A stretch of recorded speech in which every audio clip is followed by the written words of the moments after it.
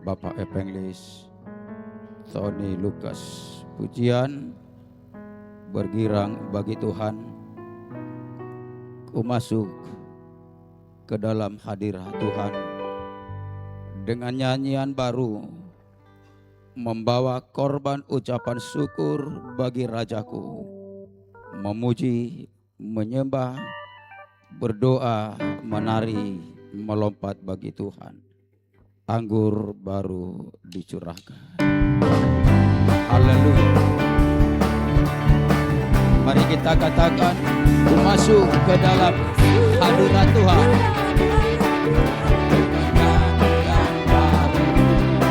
Membawa korban ucapan syukur bagi Raja, memuji, menyembah, menari.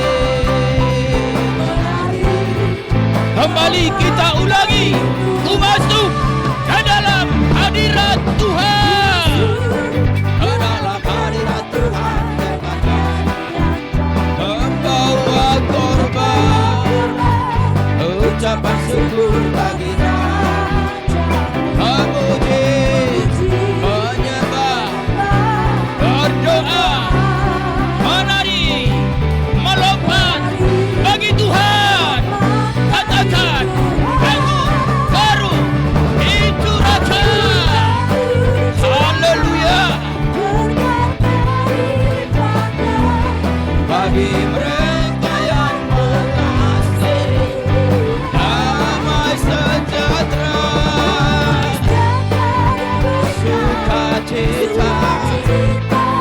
Sebab Engkau Allah sumber segalanya. Anggur baru dicurahkan, berkatnya bagi mereka yang mengasihi, damai sejahtera, sukacita. Sebab Engkau Allah. Mari kita ulangi kembali dari awal.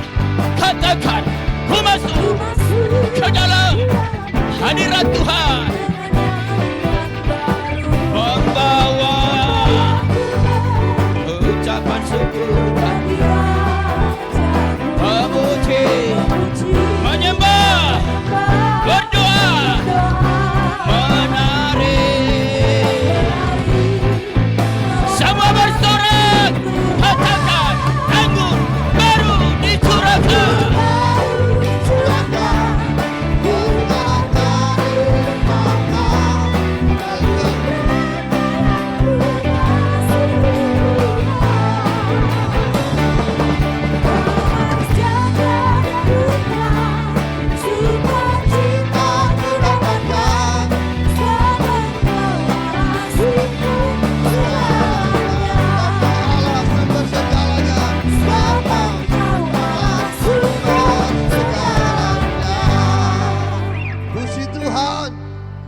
Haleluya. Kita masuk dalam doa pembukaan kita. Berfirmanlah ya Tuhan. Berfirmanlah ya Tuhan, sebab aku mendengarkan-Mu. Nyatakanlah kepadaku untuk kemuliaan nama-Mu. Penuhilah jiwaku dengan kasih karunia-Mu. Haleluya. Amin. Kita akan menyembah Tuhan dari penyembahan kami undang Bapak Sintua Harus Bangun Partuanan Lubis untuk menyerahkan ibadah kita kepada Tuhan. Kita puji, kita sembah Tuhan, penolong yang selalu setia. Kita sembah Tuhan dengan segenap hati kita. Kita percaya Tuhan hadir di tengah-tengah kita. Oleh sebab itu kita memuji-muji, menyembah namanya yang maha kudus. Haleluya.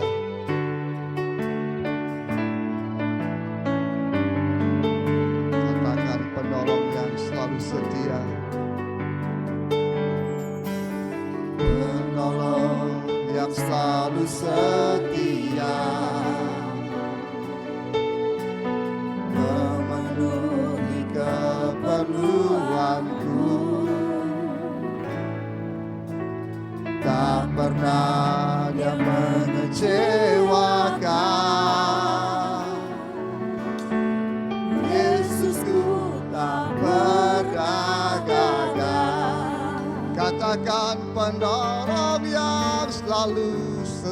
setia. Penolong yang selalu Kau setia Tuhan, memenuhi keperluanku. Tak pernah dia mengecewakan, tak pernah dia mengecewakan. Yesusku tak pernah gagal, Yesusku tak pernah gagal. Segala perkara dapat ku tanggung. di dalam Dia yang memberikan kekuatan, Dia yang memberi kekuatan. Tuhan Yesus penolong dan sahabat. Tetap percaya, tetap percaya. Tuhan setia. Angkat tangan kita kepada Tuhan, katakan segala perkara. Segala perkara dapat ku tanggung. Di dalam Dia yang memberi kekuatan kepada kita. Haleluya. Tuhan Yesus, Tuhan Yesus penolong dan sahabat. Tetap percaya, tetap percaya. Tuhan setia. Segala perkara dapat ku tanggung. Tetap penolong yang selalu memberikan kekuatan kepada kami Tuhan. Tuhan Yesus penolong dan sahabat. Tetap percaya, tetap percaya. Tuhan tetap percaya, tetap percaya, tetap percaya. Tuhan pasti setia. Tetap percaya, Tuhan setia. Kita bersatu di dalam doa. Oleh karena iman kepada Yesus Kristus Tuhan kami yang hidup, yang berkuasa. Lewat ibadah persekutuan kami Bapa pada saat ini Tuhan. Terima kasih Bapa Engkau telah hadirkan kami. Terima kasih Tuhan Engkau telah tuntun kami pada saat ini Bapa. Sehingga kami dapat Bapa memuliakan nama-Mu. Meninggikan Engkau Bapa lewat ibadah persekutuan kami, ibadah pengurapan pada saat ini Bapa. Tuhan Yesus Kristus berkarya di tengah-tengah setiap kehidupan kami, sehingga kami Tuhan bisa hadir pada malam hari ini. Semua karena pengasihan-Mu Tuhan, belas kasihan Tuhan yang selalu ada Bapa di dalam setiap kehidupan kami Bapa. Inilah kami seluruh anak-anak-Mu. Kami hadir Bapa pada saat ini dengan berbagai kekurangan kelemahan kami Bapa. Di dalam setiap perjalanan hidup kami sering menyakiti hati-Mu. Kami sering melakukan apa yang tidak berkenan di hadapan-Mu Bapa. Ampuni kami Bapa. Lewat ibadah pada saat ini biarlah Engkau semakin tumbuhkan kami. Engkau semakin dewasa kami. Agar kami selalu Tuhan bertumbuh. Agar kami selalu memberikan yang baik menurut Engkau Bapa di dalam setiap hidup kami Bapa. Pada saat ini Bapa, kami semua bawa segala kelemahan kami di hadapan-Mu lewat ibadah kami Bapa pada malam hari ini Tuhan. Biarlah Engkau yang berotoritas, biarlah Engkau berdaulat atas ibadah kami Bapa. Dari awal pertengahan hingga berakhirnya Tuhan, ambil alih seluruhnya Bapa. Biarlah urapan surgawi mengalir di tengah-tengah kami Bapa pada malam hari ini Tuhan. Hamba-Mu yang memimpin kami, Bapak Evangelis Tony Lukas Tuhan. Biarlah Tuhan Engkau urapi hamba-Mu. Biarlah Tuhan Engkau berkati hamba-Mu. Agar setiap puji-pujian kami yang persembahkan kepadamu senantiasa menyenangkan Engkau Bapa. Bukan menyenangkan hati kami, tapi Engkau diberikan di atas setiap puji-pujian penyembahan kami Bapa pada saat ini Bapa. Inilah kami Bapa seluruh anak-anak-Mu yang telah hadir Bapa pada malam hari ini. Dari anak-anak kecil, anak sekolah minggu, remaja, seluruh Bapa kami Ibu. Tuhan Yesus Kristus yang memberkati. Biarlah kami Tuhan menjadi anak-anak yang setia. sampai selama-lamanya Tuhan. Oleh karena pertolongan Tuhan, oleh karena Roh Kudus-Mu yang terus berkarya di dalam setiap perjalanan hidup kami Bapa. Terima kasih Tuhan. Kami akan memuji memuliakan nama-Mu lewat ibadah kami Bapa pada saat ini. Arahkanlah hati kami, arahkanlah pandangan kami kepadamu Tuhan. Lewat persekutuan ini Tuhan, biar berarti kami Tuhan, sehingga kami nanti pulang kami membawa damai sejahtera daripada Tuhan yang akan mengalir seluruh kehidupan kami Bapa. Tuhan, kami mempunyai bekal yang kuat, mempunyai kekuatan yang baru Bapa di dalam setiap perjalanan hidup kami. Terima kasih Bapa. Inilah yang menjadi doa dan pengharapan kami. Kami alaskan semuanya Bapa hanya di dalam nama Tuhan Yesus Kristus. Amin. Puji Tuhan. Bapak Ibu dipersilakan duduk dalam bantuan juga seluruh hamba Tuhan. Kita tahu bahwa pujian penyembahan adalah suatu momen yang Tuhan berikan kepada kita untuk kita memuji-muji meninggikan nama Dia. Nama di atas segala raja. Kita akan memuji-muji nama di atas segala nama itu. Dasar dari yang kuharapkan, bukti dari segala yang tak kulihat. Iman berikanku kekuatan untuk melakukan perkara yang hebat. Kita bersorak-sorai bagi Tuhan. Jadikan sorak-sorai kita persembahan bagi Tuhan. Haleluya.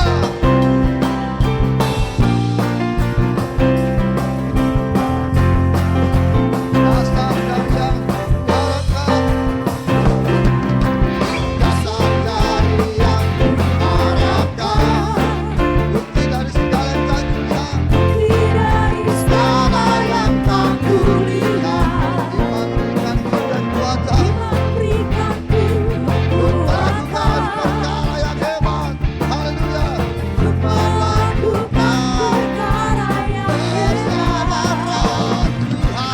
Roh Tuhan. Katakan dengan iman, kita pasti menang. Haleluya. Dasar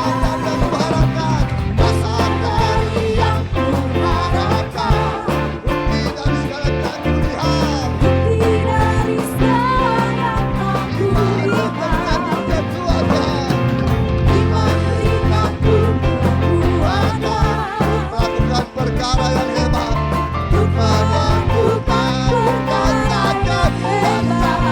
Oh Tuhan, dengan iman kita pasti menang. Pasti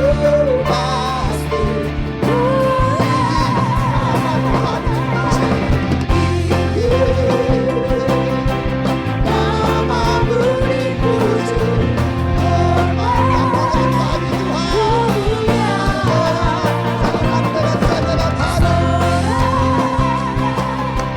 dengan senang hati, Raja keagungan. Katakan bersama, kau tak biarkan pencobaan melebihi batas kekuatanku, melebihi batas Kekuatanku, Kau yang berikanku kemuliaan, Kau yang berikanku kemuliaan, semakin serupa dengan gambaran Tuhan. semakin serupa dengan gambaran Bersama Roh Tuhan, haleluya. Bersamaku pasti menang. Menang dan selalu menang. Namamu dipuji. Namamu dipuji. Kemuliaan bagi Tuhan. Kemuliaan harapkan saja dalam hati. dengan senang hati, Raja Katakan tinggi nama Tuhan dipuji. Namamu dipuji. Kemuliaan bagi Kau Tuhan. Kemuliaan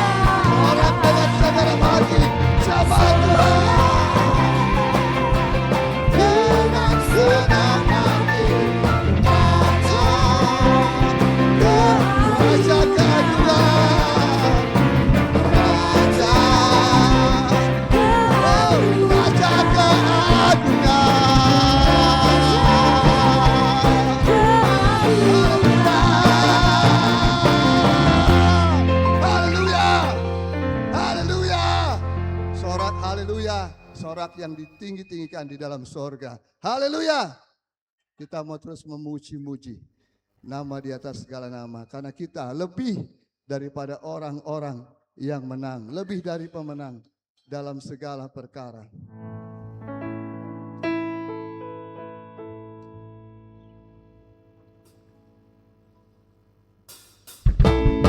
Bersorak bagi Tuhan. Hai orang-orang yang menang dalam Tuhan.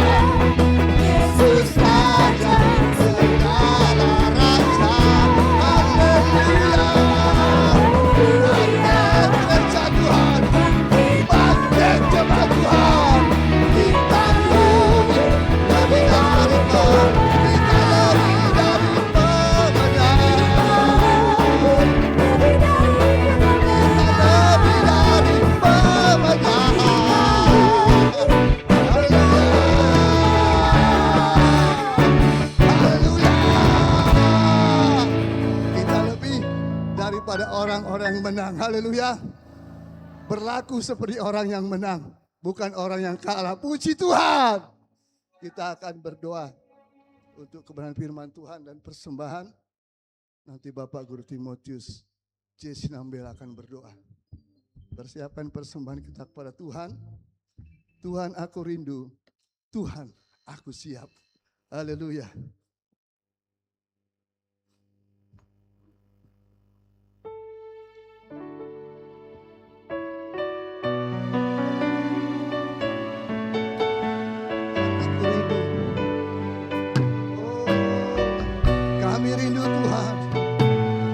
Kami rindu sekali untuk diurapi oleh Roh-Mu.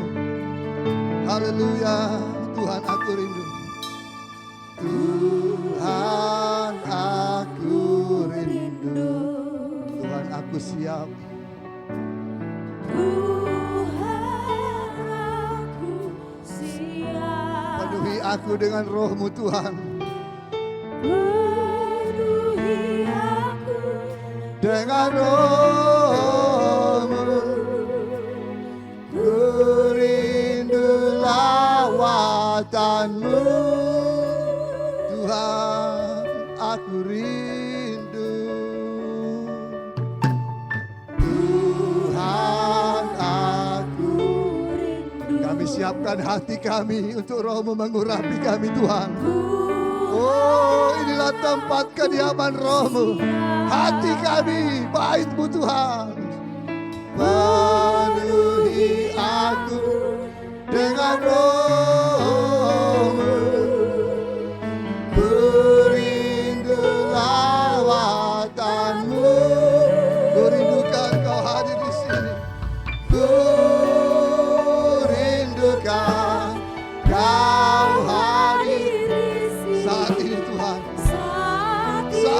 ini Tuhan saat ini. Ku rindukan Roh-Mu mengurapi kami.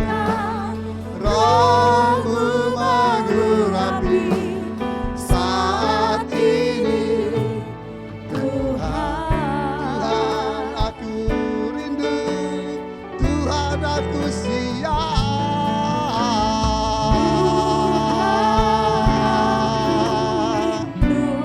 Tuhan aku siap. Kami siapkan hati kami Tuhan. Kami buka hati kami untuk Roh-Mu. Penuhi aku dengan Roh. Ku rindu lawatan-Mu.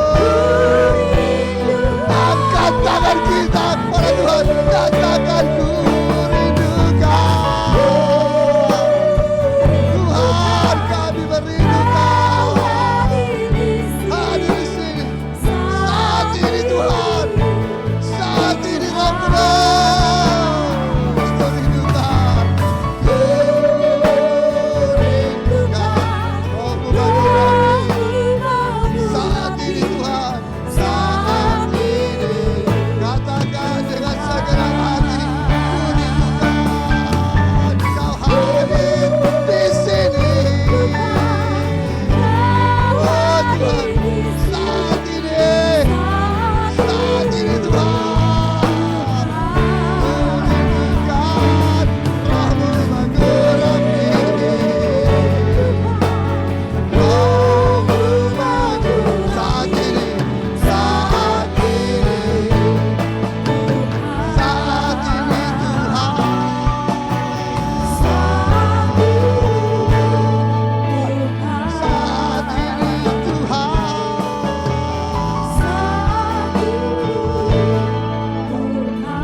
Haleluya.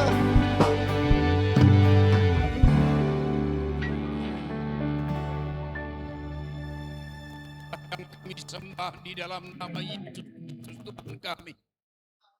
Kembali kami datang menghadap Engkau ya Bapa, menyerahkan seluruh pribadi lepas pribadi di antara kami.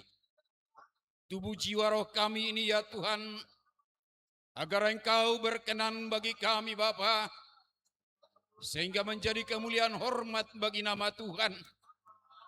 Maka layakkan kami ya Tuhan menerima berkat-berkat-Mu pada malam hari ini. Melalui firman perkataan-Mu ya Tuhan, yang Kau persiapkan melalui para hamba-hamba-Mu yang Kau urapi, hingga menjadi berkat surgawi, menjadi roh yang hidup bagi kami, untuk kami terus berketetapan tinggal di dalam Tuhan, berkemenangan di dalam nama-Mu yang kudus. Demikian ya Tuhan, Engkau kuduskan telinga pendengaran kami. Engkau kuduskan seluruh pribadi kami pada hari ini ya Bapa.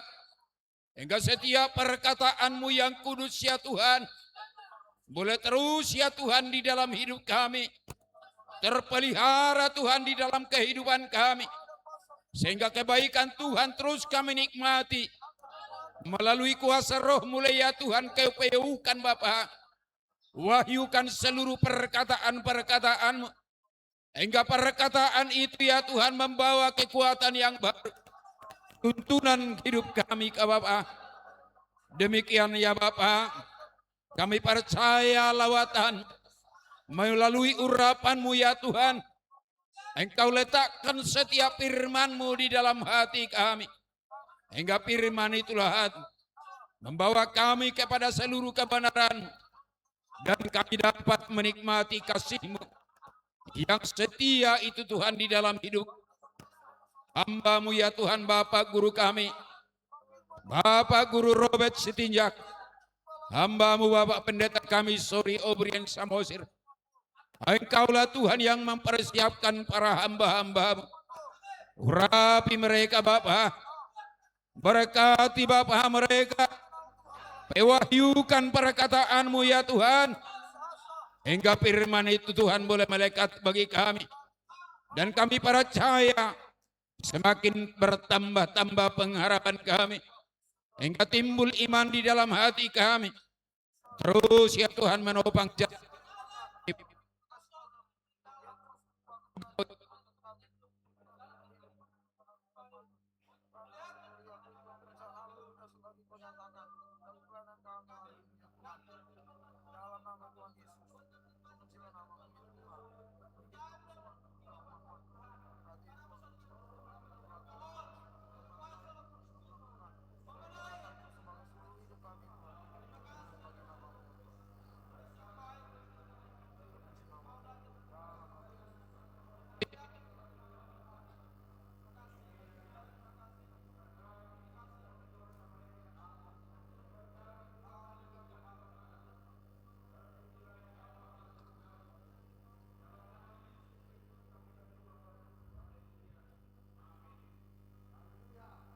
Kita akan terima kebenaran firman Tuhan yang pertama disampaikan oleh hamba Bapak Guru Robert Sitinjak. Kita buka hati kita luas-luas, lebar-lebar.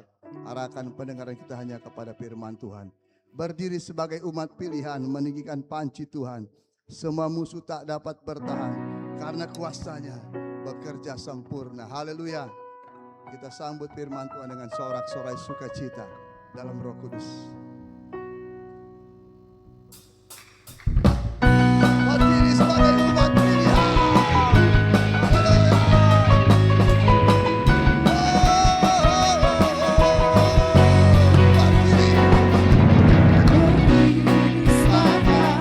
Meninggikan panci Tuhan. Meninggikan panci. Semua musuh tak dapat bertahan. Karena kuasanya.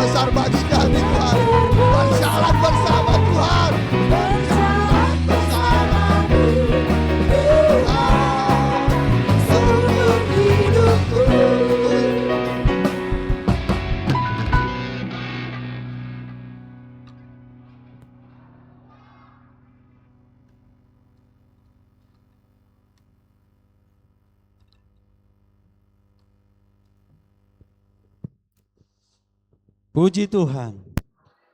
Baik Bapak Ibu dan saudara-saudari, kaum pemuda-pemudi dan anak-anak sekolah minggu yang kami kasihi dalam Tuhan, kita akan dengarkan firman Tuhan. Sebelum kita mendengarkan firman Tuhan penggembalaan ataupun firman Tuhan yang terakhir, saya akan sampaikan firman Tuhan pertama terambil dalam Injil Matius.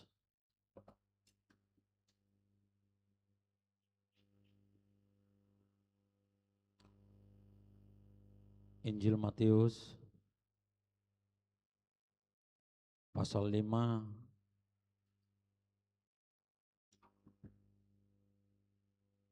ayat yang ke-6. Satu ayat saja firman Tuhan. Jika kita sudah menemukan firman Tuhan yang saya sampaikan, dengan hormat saya minta kita untuk bersama-sama membacanya dari Injil Matius 5 pasal 6. Saya hitung mundur, 3, 2, 1, ya. Berbahagialah orang yang lapar dan haus dan kebenaran, karena mereka akan dipuaskan. Puji Tuhan. Puji Tuhan.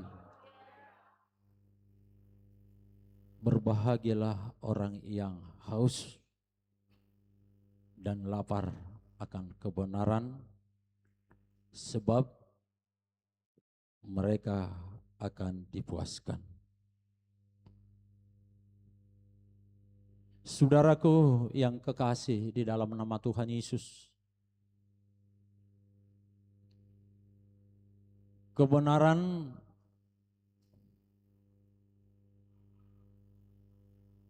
akan terus kita dengarkan di tengah-tengah gerejanya. Di tempat ini untuk membenahi kita sebagai orang-orang yang percaya kepada Tuhan dan menuntun kita supaya kita kemudian boleh hidup di dalam setiap ketetapan-ketetapan Allah dan kita boleh berkenan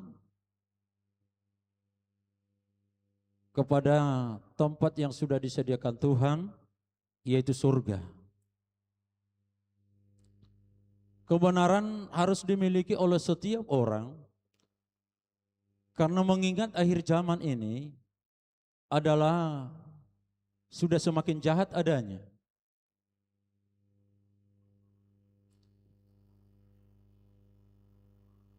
Dikatakan di dalam 2 Timotius itu ataupun 2 Timotius 3 di sana dikatakan bahwa sudah semakin jahat keadaan orang ataupun manusia di akhir zaman ini, bahkan sudah mencintai dirinya sendiri dan kasih itu sudah semakin dingin adanya. Itulah keadaan oleh setiap manusia yang tidak takut akan Tuhan. Bahkan tidak sedikit orang-orang Kristen yang kemudian di sana yang hanya menjalankan daripada rutinitas sebagai orang Kristen, namun kebenaran tidak ada di dalam setiap kehidupan mereka. Firman tidak hidup di dalam setiap hidup mereka. Mereka tidak pernah belajar untuk kemudian menghidupi kebenaran itu di dalam setiap kehidupannya. Dan tidak sedikit orang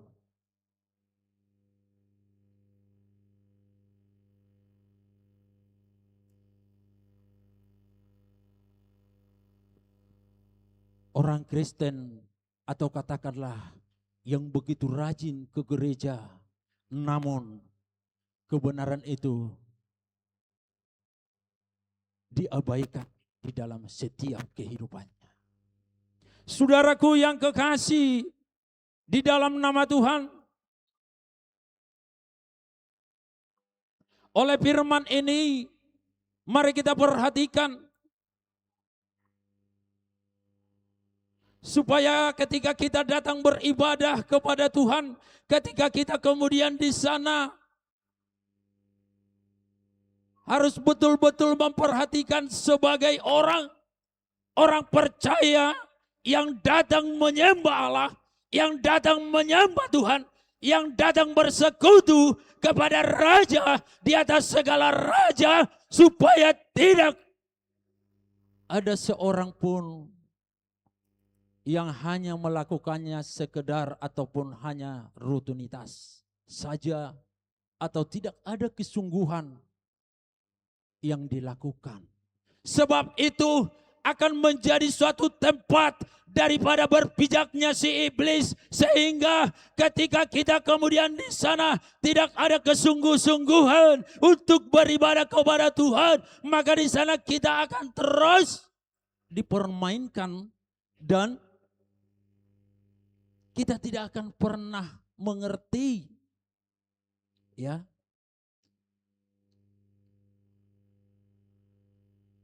setiap firman Tuhan yang kita terima.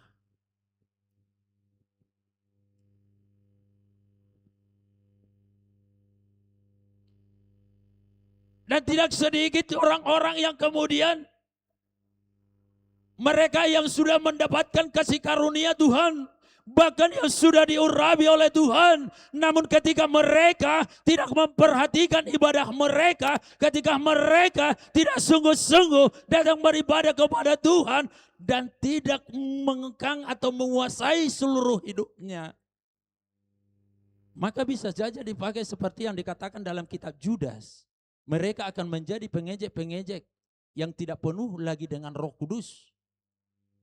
Itu datangnya dari mana? Dari antara orang yang percaya itu.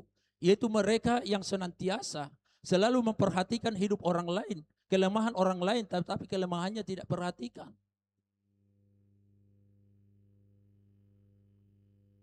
Ini yang kemudian sangat sulit.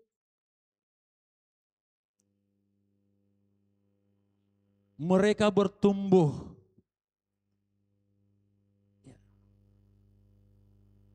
Dan disinilah kita, saudaraku yang kekasih di dalam nama Tuhan Yesus, untuk perlu kemudian mengembangkan iman kita itu. Apalagi kita yang sudah diurapi, yang sudah kemudian di sana dibaptis oleh Roh Kudus, supaya kita lebih sungguh-sungguh lagi.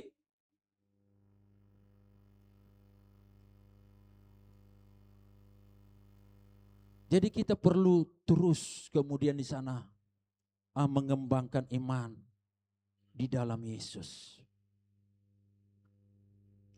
Dengan cara apa, saudaraku yang kekasih dan nama Tuhan? 1 Timotius 4 dikatakan 4b. 1 Timotius 4 ayat 7b sampai ayat 8 dikatakan di sana, latihlah dirimu beribadah. Sebab latihan badani terbatas adanya, tetapi ibadah itu mengandung janji. Jadi kita sekarang ini sedang latihan. Makanya aku selalu saya perhatikan anak-anak sekolah minggu ini, makanya aku senang duduk di depan itu. Karena anak-anak sekolah minggu ini sering, walaupun mereka memang daya tangkap mereka itu kuat, walaupun mereka main-main, tapi ketika kita tanya apa tadi firman Tuhan, mereka tahu kok. Tapi kalau mereka gelisah, mencoel kawannya, mencagil kawannya, kan itu mengganggu juga. Mengganggu yang di samping. Sehingga selalu saya perhatikan, jangan ribut. Nanti diguit iblis. Ada dulu guru sekolah minggu seperti itu. Jangan ribut anak-anak, nanti diguit iblis katanya. Diguit, entah apa diguit, dicubit masuknya. Ada guru sekolah minggu dulu. Ya. Latihlah dirimu beribadah. Bagaimana kita melatih diri beribadah? Bukankah firman Tuhan telah mengarahkan kita bagaimana kita untuk beribadah dengan sungguh-sungguh kepada Tuhan?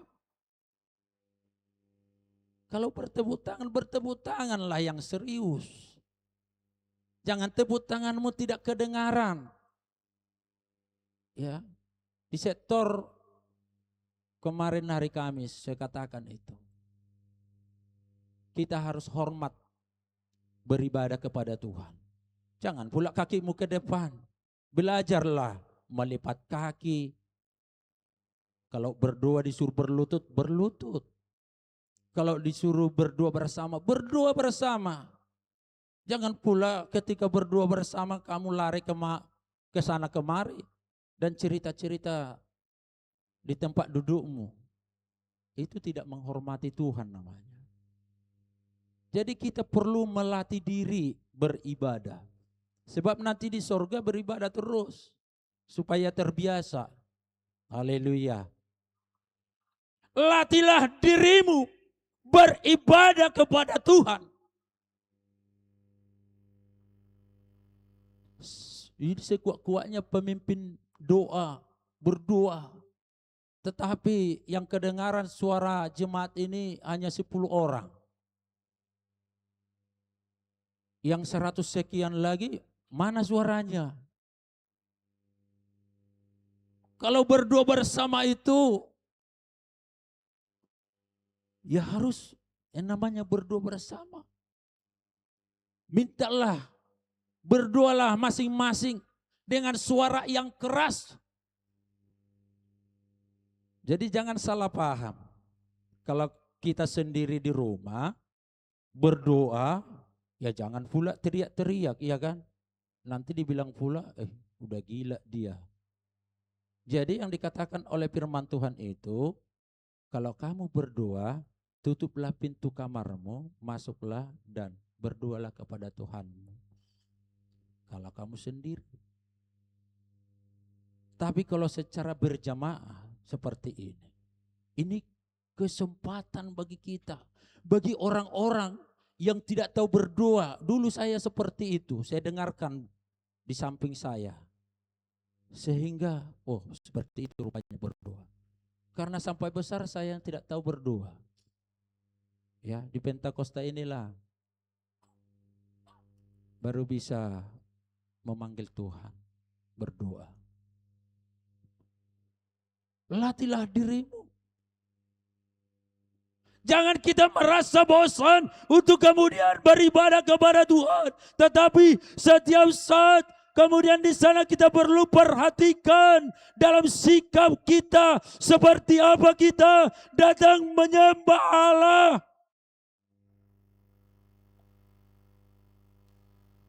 Jadi penampilan juga perlu. Kita harus rapi. Ya. Dalam segala hal kita telah diajar oleh firman Tuhan untuk beribadah kepada Tuhan.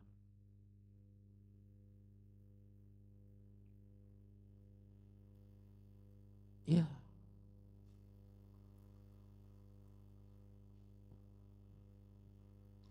Bahkan dalam hal menaikkan pujian pun kepada Tuhan, ada aturannya.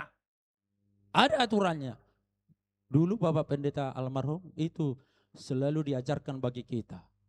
Kalau lagi kita baru memuji Tuhan, kita agungkan dulu Tuhan. Kan ada urutannya, Bapa kami yang di sorga, dikuduskanlah namamu. Itu urutannya dalam ibadah. Ini baru mulai mau naikkan pujian. Firman-Mu Tuhan. Sembahlah dulu dia. Atau pujian minta tolong sama Tuhan. Sudahkah kita menyembah dia? Baru kita meminta. Iya kan? Jadi ini selalu saya perhatikan. Kalau saya meminta maaf ini, saya perhatikan langsung saya buat urutannya. Jangan. Karena ada pengalaman seperti ini. Praibadah, ada orang baru. Ketika didengarkan pujian kita, firman-Mu Tuhan, oh sudah masuk 2 firman Tuhan katanya, dia balik. Jadi kalau menyembah, mengagungkan, tahu kan kita mengagungkan? Agung namamu, kudus-kuduslah Tuhan. Bagaimana kita mengagungkan dia? Dia sebagai raja, dia seorang bapa. Harus kita tinggikan dulu dia. Jangan basing-basing, kata orang Jambi. Iya kan? Ini belum dimuliakan, belum ditinggikan, sudah meminta.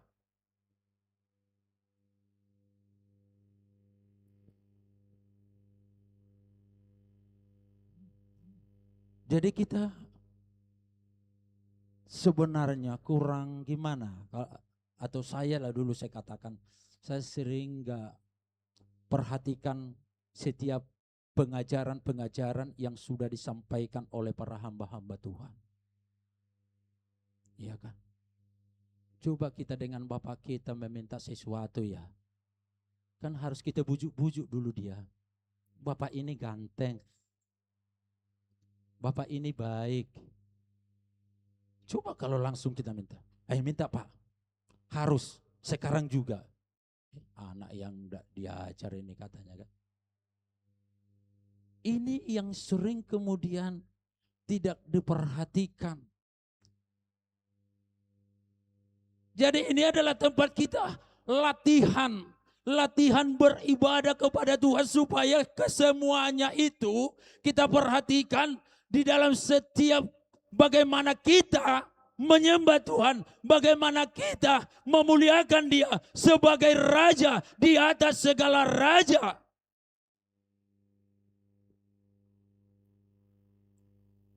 Sehingga kita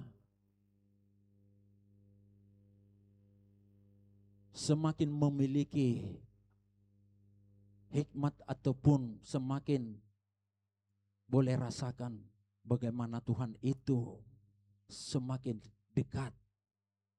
Jadi kalau atlet-atlet itu, ya mereka terus latihan itu. Latihan. Dikatakan dari sini latihan badan ini terbatas gunanya. Tetapi ibadah itu mengandung janji. Kalau saya baca nanti enggak sempat waktunya. Jadi dibuka aja nanti di rumah.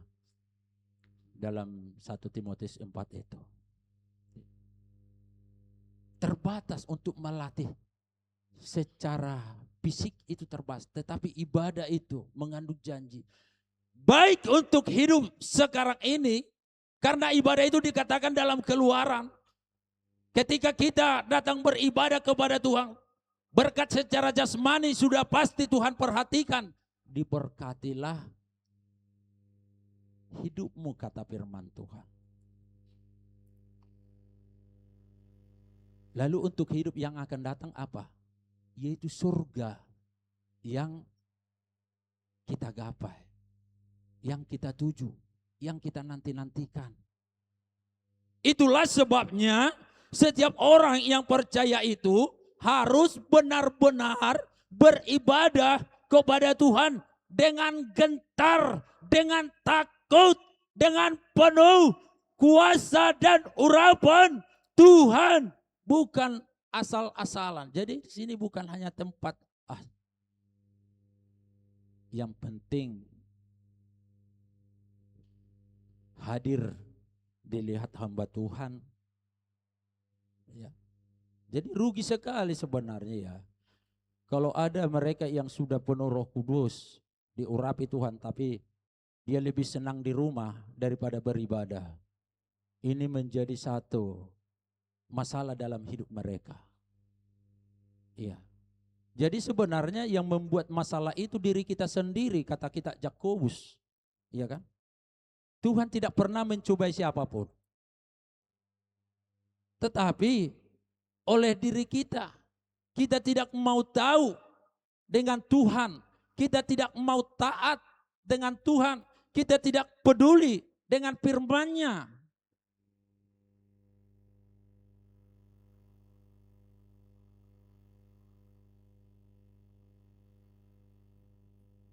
Kembali kepada firman Tuhan supaya tidak melebar. Jadi beribadah adalah suatu cara untuk kemudian memacu rasa haus dan rasa lapar kita kepada setiap, yaitu kebenaran daripada firman Allah. Haleluya. Ketika kita sering terus beribadah dengan sungguh-sungguh, itu yang memacu kita untuk terus kemudian di sana ingin mendapatkan ataupun menerima setiap kebenaran firman Tuhan. Makanya orang yang tidak beribadah itu tidak senang itu dengan firman Tuhan. Tidak senang itu. Ya. Tetapi ketika kita kemudian di sana terus beribadah, memaksakan diri beribadah, yang pasti bahwa firman itu akan menjadi satu firman yang hidup dalam kita. Ya. Jadi ibadah itu memacu kita untuk benar-benar kita memiliki satu kehausan. Karena firman Tuhan katakan tadi, berbahagialah orang yang lapar dan haus akan kebenaran. Karena mereka akan memiliki, karena mereka akan dipuaskan. Jadi di sini kita dipuaskan oleh Tuhan. Bukan di kedua ataupun ketika menonton hombing bola. Ibu-ibu suka itu si hombing bola. Iya kan? Iya. Tetapi ketika kita kemudian terus datang beribadah dengan sungguh-sungguh kepada Tuhan, maka Tuhan akan perhatikan di dalam Keluaran 23 itu, diperhatikanlah seluruh kehidupan kita. Dan bukan itu saja, maka disitulah kita memiliki keinginan untuk terus disirami oleh kebenaran-kebenaran firman. Makanya orang yang maaf ini, umat-umat Tuhan, mereka yang haus dan lapar akan firman Tuhan, dia akan menetapkan langkahnya dengan benar datang beribadah kepada Tuhan.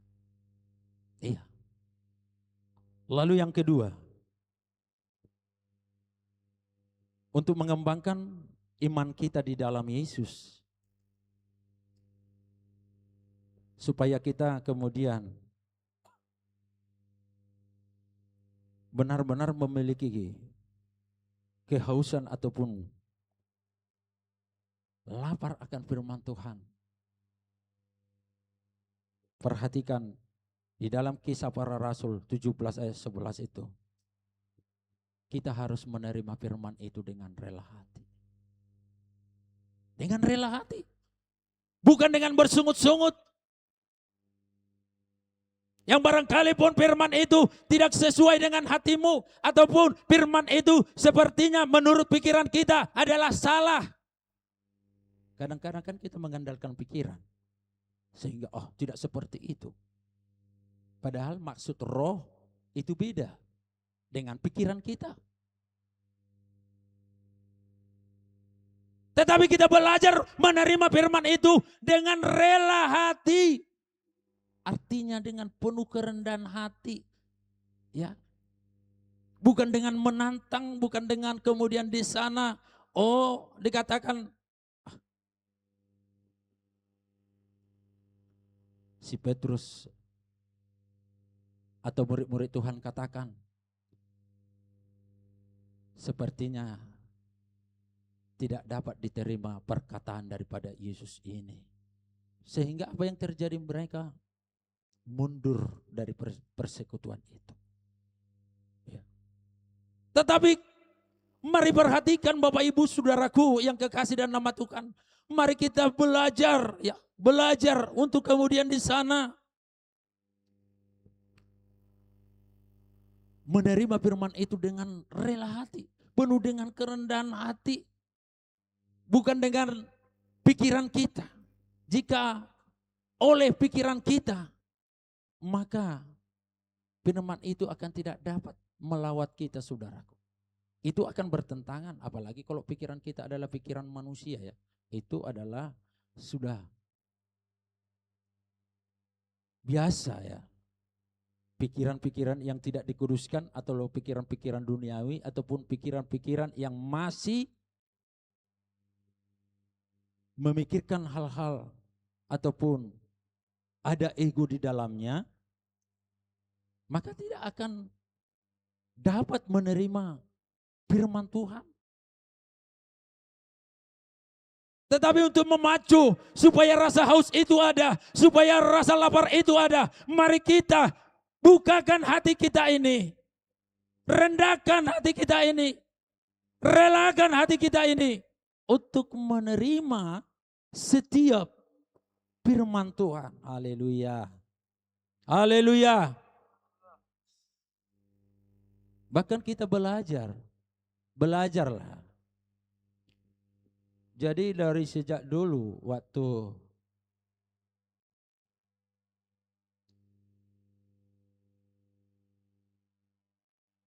sudah diajarkan bahwa anak-anak Tuhan tidak boleh lagi mendengarkan lagu-lagu dunia, maka pada saat itu juga saya tidak mau dengarkan lagi lagu-lagu dunia. Jadi kita belajar untuk meninggalkan itu. Apalagi singer ya, maaf ini, singer. Jangan lagi ada lagu-lagu dunia yang menjadi favoritmu ataupun yang engkau nyanyikan. Tetapi kita sebagai pelayan-pelayan Tuhan, belajarlah untuk menyanyikan lagu rohani. Haleluya. Itu akan memacu juga itu, memacu rasa haus. Ya. Karena lagu-lagu rohani, lagu-lagu dunia ini, maaf ini, ya, di sana bayangkan setiap lagu itu ada roh, ya, ada roh yang membawa seseorang pendengar itu di sana menghayati dan kemudian sampai membawa kepada sesuatu hal. Kalau itu hal-hal negatif ya dibawa ke sana. Iya. Salah satu contoh, kalau kita dengarkan lagu-lagu perceraian, lagu-lagu orang sini kan seperti itu, dangdut mereka itu. Kalau memang pengen dangdut, ada kok dangdut rohani. Suka-sukamu Tuhan, ada. Daripada bercerai lagi. Sudah cerai, masih joget-joget lagi menyanyikannya. Enggak masuk di akal. Atau orang Batak katakan lagunya Hutibung Lobangi. Itu memacu pikiran kita, ya. Apalagi kalau ada masalah, udah tibung melubangi katanya. Kalau ada masalah hati-hati. Tetapi kalau lagu rohani yang kita putar, lagu rohani yang kita dengarkan, lagu rohani itu ada pop rock, ada dangdut, ada pokoknya banyak. Ada caca, lengkap, tinggal milih.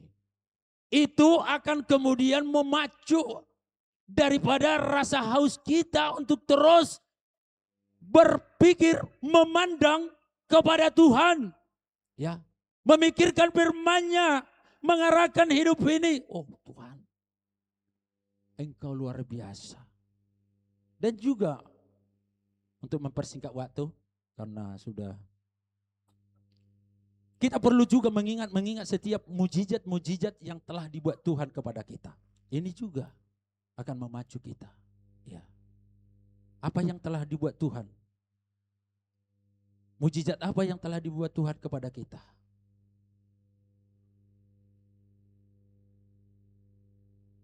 Sehingga kita boleh terbiasa untuk kemudian hidup di dalam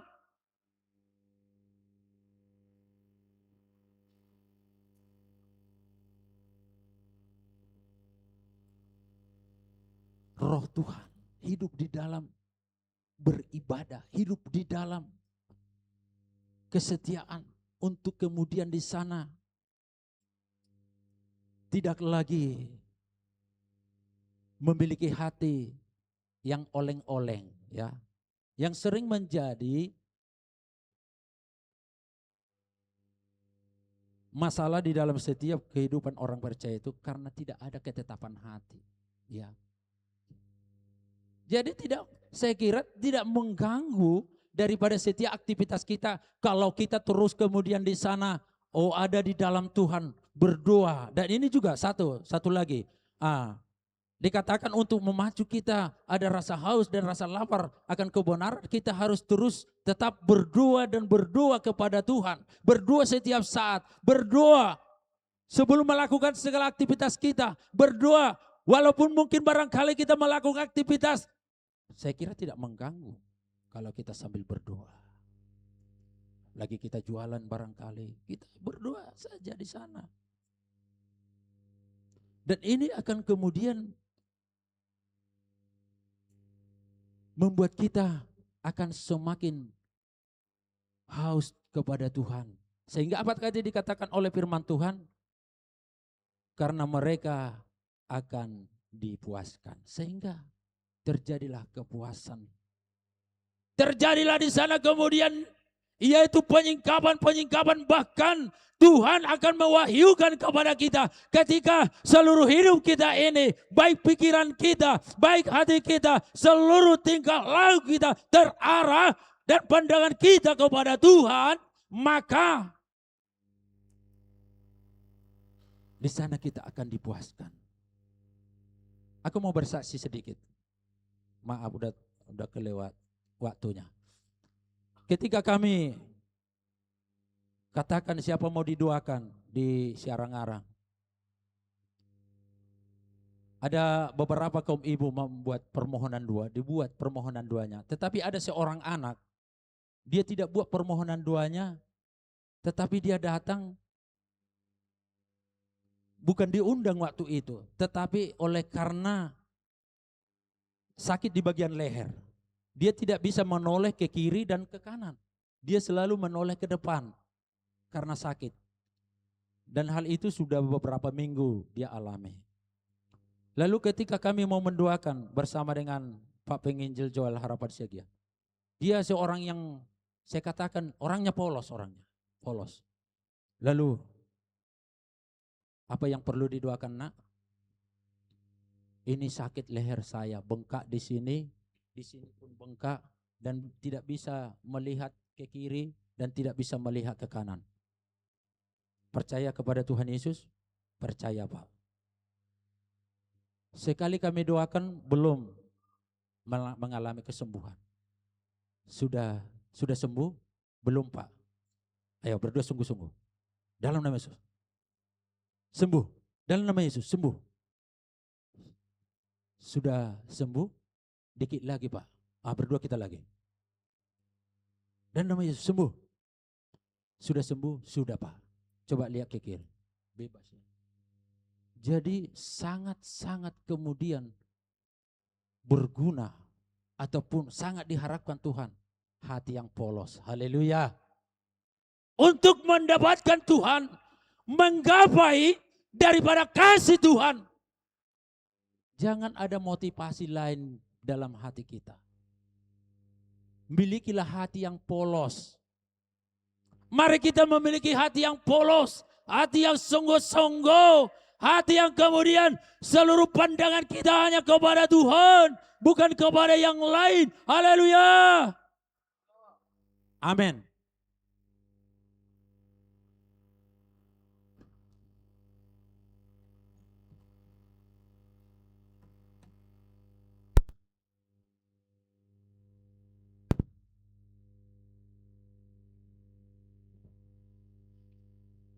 Puji Tuhan.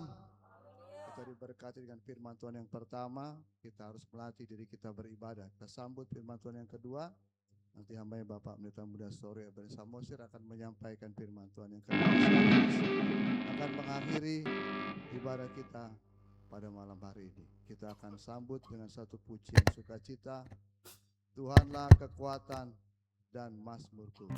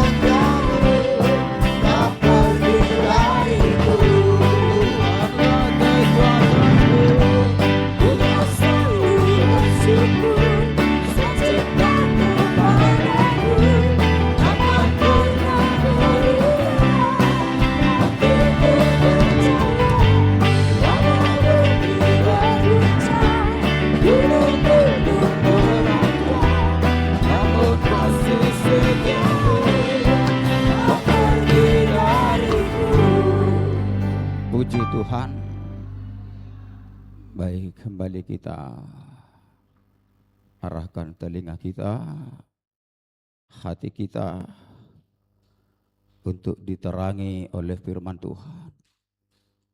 Sebab tujuan utama firman Tuhan ini menerangi hati kita. Sebab hati ini sangat berperan penting untuk keselamatan kita. Itu makanya kitab Amsal katakan, jagalah hatimu dengan segala kewaspadaan, sebab dari sanalah memancar kehidupan. Artinya hati ini punya peranan yang sangat-sangat penting. Dan itulah tujuan firman, supaya hati kita semakin diterangi, sehingga kita tahu apa yang harus kita lakukan untuk senantiasa percaya kepada Tuhan. Puji Tuhan, mari kita buka firman Tuhan dalam surat Yohanes yang pertama, atau 1 Yohanes pasal yang ketiga. Kita baca bersama-sama.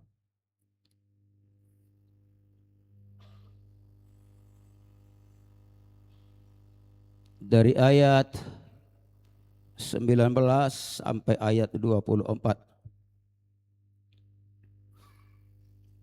Kalau kita sudah menemukan, saya ajak kita bersama membacanya. 1 Yohanes pasal yang ketiga, ayat 19 sampai ayat 24. Perikopnya keyakinan di hadapan Allah. 3, 2. Ya, demikianlah kita ketahui bahwa kita berasal dari kebenaran. Demikian pula kita boleh menenangkan hati kita di hadapan Allah. Sebab jika kita dituduh olehnya, Allah adalah lebih besar daripada hati kita, serta mengetahui segala sesuatu. Saudara-saudaraku yang kekasih, jikalau hati kita tidak menuduh kita, maka kita mempunyai keberanian percaya untuk mendekati Allah. Dan apa saja yang kita minta, kita memperolehnya daripadanya, karena kita menuruti segala perintahnya dan berbuat apa yang berkenan kepadanya. Dan inilah perintahnya itu, supaya kita percaya akan nama Yesus Kristus anaknya, dan supaya kita saling mengasihi sesuai dengan perintah yang diberikan Kristus kepada kita. Barang siapa menuruti segala perintahnya, ia diam di dalam Allah dan Allah di dalam dia. Dan demikian kita ketahui bahwa Allah ada di dalam kita, yaitu Roh yang telah Ia karuniakan kepada kita. Puji Tuhan. Saudaraku, ini perlu kita sungguh-sungguh memahami ini. Mudah-mudahan Tuhan mau menyingkapkan tentang perkara ini. Dari judulnya saja kita bisa mengambil satu kesimpulan, di mana di sini dikatakan keyakinan di hadapan Allah. Saya mau katakan kepada kita, saudara,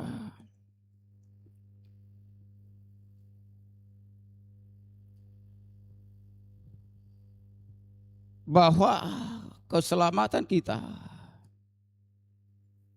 tidak cukup hanya ditentukan percaya.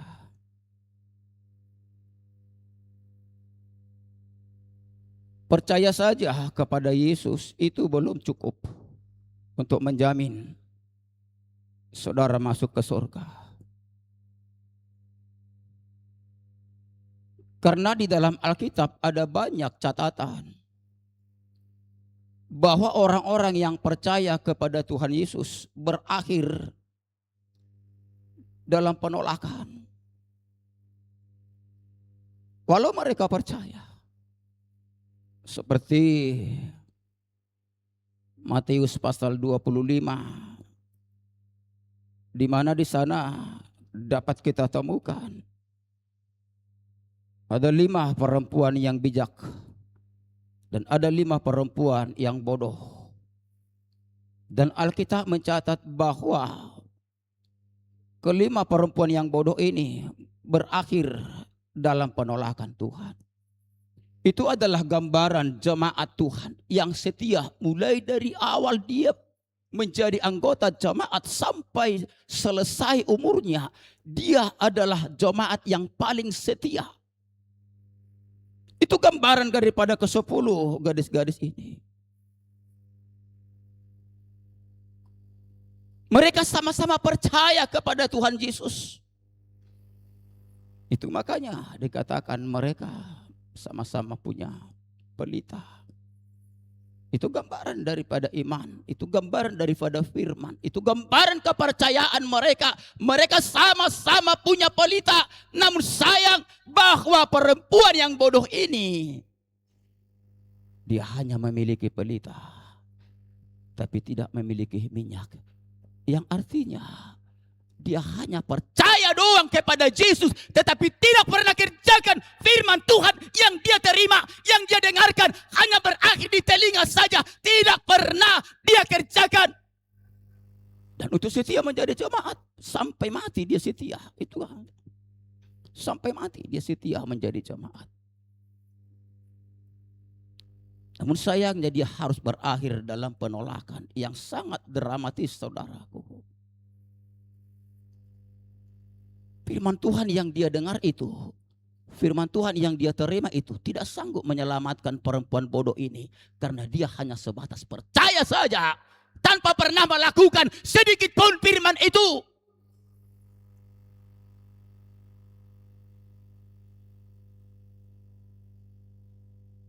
Ini gambaran bahwa peristiwa yang sama akan terjadi. Dan untuk itu kita harus hati-hati. Itu bukan sebuah cerita dongeng yang sedang disampaikan. Itu adalah sebuah gambaran yang akan menimpa banyak orang-orang percaya. Yang begitu percaya diri bahwa dia akan sampai ke surga, akan berakhir di pangkuan Abraham. Hanya dengan modal percaya, hanya modal dengan setia menjadi jemaat, tanpa pernah berpikir bahwa firman yang dia terima, yang dia percaya, tidak pernah dia lakukan, tidak pernah dia kerjakan. Itu harus kita renungkan itu. Bahwa kan banyak manusia, orang-orang percaya itu akan berakhir seperti itu. Dan itu sangat dramatis. Belum lagi kita melihat apa yang terjadi dalam Matius pasal 7 ayat 21 sampai ayat 23. Apakah mereka bukan orang percaya? Di sana firman Tuhan mengatakan bukan semua orang yang berseru-seru kepadaku, Tuhan, Tuhan, akan masuk ke dalam kerajaan surga, melainkan dia yang melakukan kehendak Bapakku. Lalu mereka membuat klaim, bukankah kami sudah bernubuat demi namamu? Bukankah kami sudah mengusir setan demi namamu? Bukankah kami melakukan banyak mukjizat demi namamu? Itu gambaran dia, mereka orang-orang yang benar-benar percaya kepada nama Yesus. Tetapi satu penyakit mereka, bahwa mereka lupa abaikan kehendak Allah untuk mereka kerjakan, untuk mereka utamakan.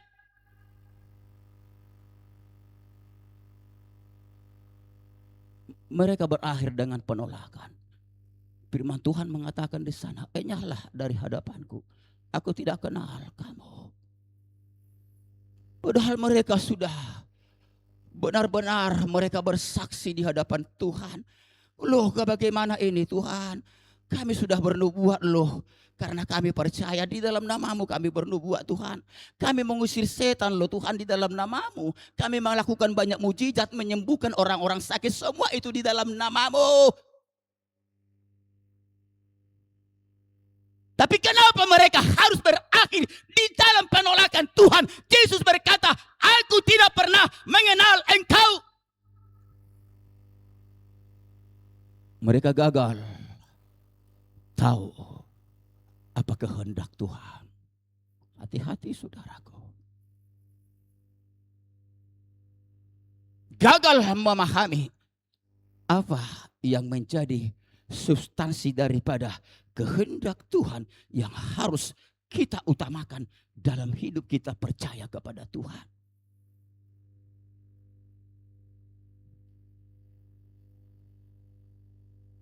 Kita harus pastikan bahwa apa yang kita lakukan adalah bagian daripada kehendak Tuhan. Kita tidak perlu mengukur apakah kita sudah benar-benar di hadapan Tuhan, layak di hadapan Tuhan. Hanya sekedar kita sudah pintar berdoa, pintar bernyanyi, pintar bermain musik, pintar berkhotbah, pintar memimpin puji-pujian. Peristiwa dalam Matius pasal 7 itu lebih daripada itu. Tidak hanya sekedar mereka pintar lagi berkhotbah, tidak lagi sekedar mereka pintar berdoa, tidak lagi mereka sekedar pintar melayani. Lebih daripada itu, mereka sudah kerjakan di dalam nama Yesus, tetapi naas mereka ditolak oleh Tuhan. Oleh karena satu gara-gara mereka lupa kehendak Tuhan yang harus mereka prioritaskan dalam pelayanan mereka.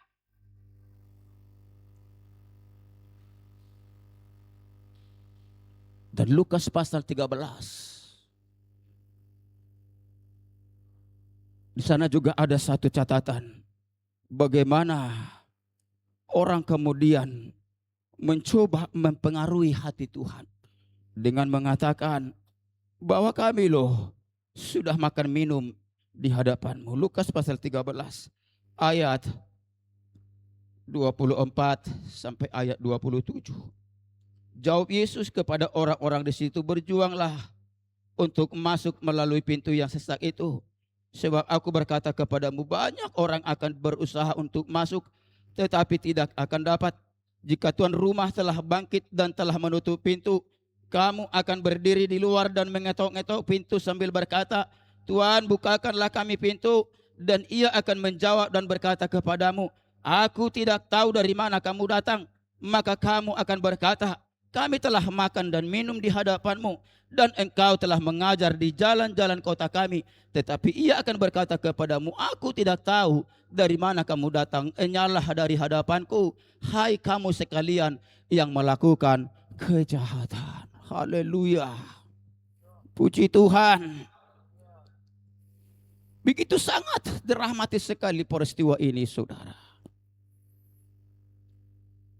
Mereka bersaksi, kami loh sudah makan minum di hadapanmu. Kami sudah diberkati Tuhan. Engkau telah berikan kami makanan yang enak. Engkau berikan kami minuman yang enak. Engkau telah berkati anak kami, berkati keluarga kami, berkati pekerjaan kami. Mereka akui itu. Sama seperti kita. Sama seperti kebanyakan orang-orang Kristen. Selalu dengan bangga dan wajah sumaringah. Sumaringahnya menyaksikan segala perbuatan Tuhan, menyaksikan pekerjaan Tuhan, menyaksikan mujizat Tuhan. Kami telah makan minum di hadapanmu. Itu adalah kesaksian banyak orang-orang Kristen merasa diberkati Tuhan, dipelihara Tuhan, dijaga oleh Tuhan. Lalu mereka itu merasa sudah cukup itu. Kalau mereka sudah diberkati, hidup mereka sudah diberkati, makan minum mereka sudah dicukupkan. Lalu mereka berpikir bahwa mereka sudah menjadi orang yang is the best di hadapan Tuhan. Mereka merasa itu sudah cukup, sudah hebat ini, sudah dikasihani Tuhan saya, sudah berkenan Tuhan bagi saya, sudah Tuhan mengasihi saya, sudah Tuhan menyayangi saya, maka diberikan saya makanan, diberikan saya minuman.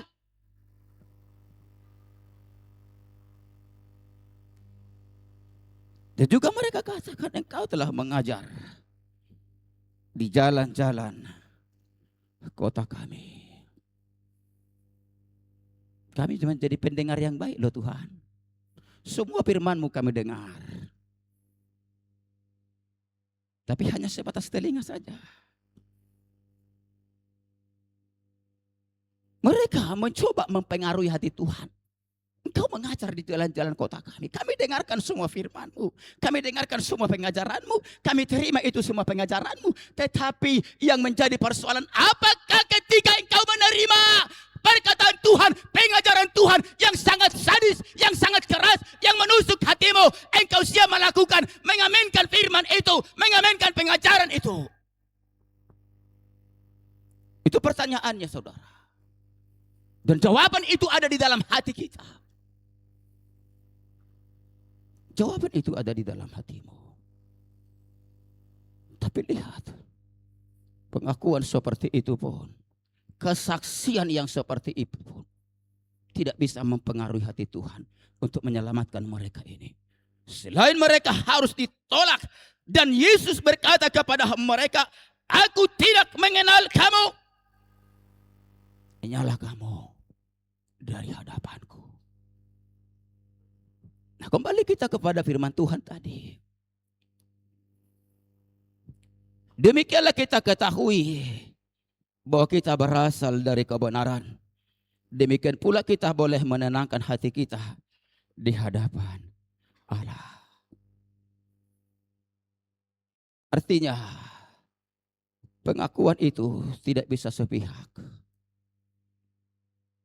Kita harus benar-benar mengerti bahwa kita berasal dari kebenaran atau berada di dalam kebenaran itu. Yesus pernah berkata kepada orang Israel dalam Yohanes pasal yang kedua,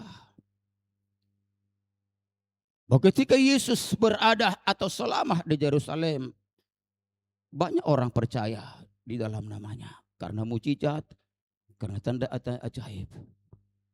Namun firman Tuhan mengatakan di sana bahwa Yesus tidak pernah mempercayakan diri kepada mereka. Ini sangat ironis, saudaraku. Ini sangat ironis sekali. Banyak orang yang percaya kepada Yesus, tapi Yesus tidak percaya kepada mereka.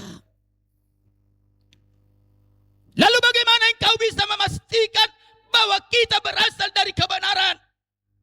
Dan kita bisa menenangkan hati kita di hadapan Allah.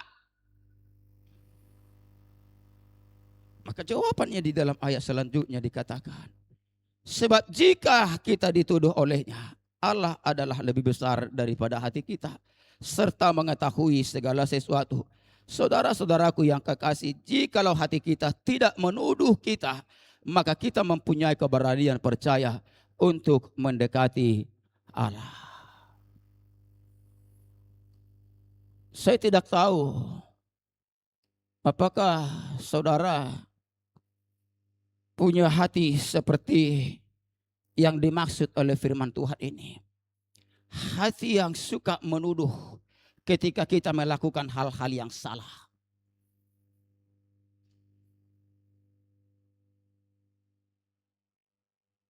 Bisa disebutkan ini adalah hati nurani atau hati kecil. Dan juga ada para pengkhotbah mengatakan bahwa hati nurani ini atau hati kecil ini adalah suara Tuhan yang tidak pernah bisa dimanipulasi, yang tidak pernah bisa berdusta. Hati nurani itu adalah suara Tuhan yang paling benar. Tapi banyak orang tidak mau mendengarkan hati nurani mereka, tidak mau mendengarkan hati kecil mereka, sekalipun Tuhan sudah terus untuk menuduh mereka, mempersoalkan perbuatan mereka. Banyak orang pura-pura tidak tahu, tidak pura mendengar. Saya kalau sudah tidak berdoa saja, Tuhan sudah menuduh saya. Saya tidak lagi berani menghadap Tuhan. Saya tidak berani kemudian terlalu percaya diri kepada Tuhan. Selain saya harus menangis kepada Tuhan. Saya pernah mendengarkan satu kesaksian daripada Bapak Pendeta kita, Rumapea. Dulu, udah lama. Dulu Bapak ini punya hobi mau nonton tinju, nobar, nonton sepak bola, dan beberapa acara-acara di televisi. Lalu ketika ini terus menjadi seperti hobi, maka di dalam hatinya Tuhan berbicara, berkata lewat hati nuraninya, lewat hati kecilnya. Itulah suara Tuhan berkata dalam bahasa Batak, dijelaskan Bapak ini, mulo manoto sanga doho, alai mulo baca birmaku dak sanga ho, mulo martami yang dak sanga ho, manoto sanga doho. Daku boto tuhita adong dope hati nurani hati kecil menjadi tempat Tuhan berbicara tentang dosamu, tentang keberadaanmu. Ingat ketika engkau melakukan dosa, tidak beribadah kepada Tuhan, tidak melakukan firman Tuhan, kalau tidak ada lagi hati nurani yang menuduh dosamu, hati nuranimu sudah membeku. Mau lo hati itu membeku? Kita lihat dulu dalam kitab Yeremia pasal 17. Apa dikatakan oleh firman Tuhan di sana?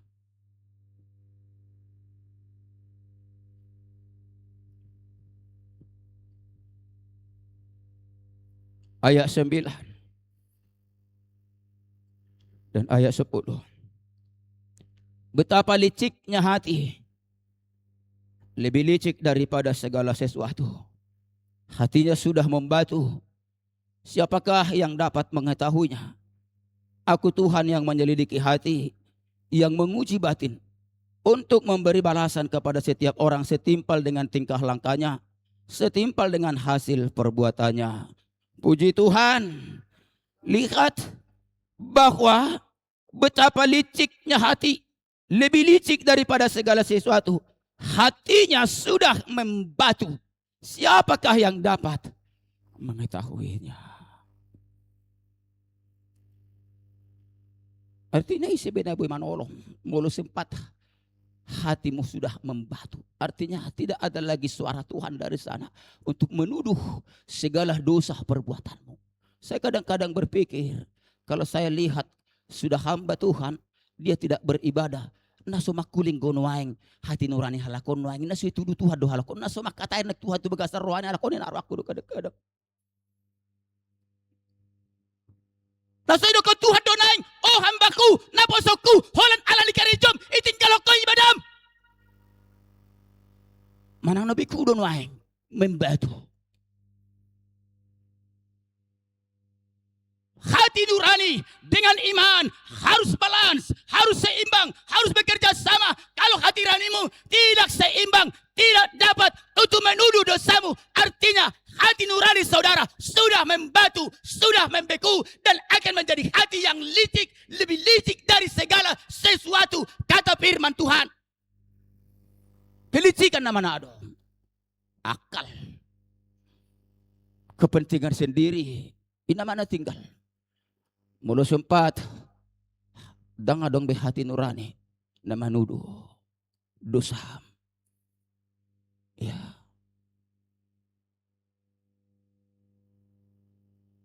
Mergabus kita. Benar suarang ko naik suara ni Tuhan. Manegor amat tahun. Mergabus. Mangakali kita. Nala suarong donang suara ni Tuhan. Nala suarong donang hati nurani na. Nalaw manegor imana asa unang mga kali.